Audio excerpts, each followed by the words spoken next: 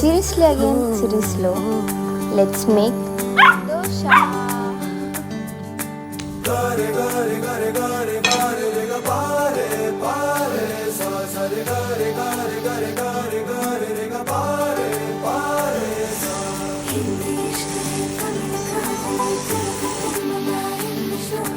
ನೋಡಿ ಬಳಂದಾವ ಮುತ್ತಿನ ಮಾಲೆ ಚಂದಾವ ನೋಡಿ ಬಳಂದಾವ Mummy. ಮುತ್ತಿನ ಮಾಲೆ Mummy, ಚಂದಾವ ಇವಳು ಯಾವೂರ ಚಲುವೆ ಶಿವ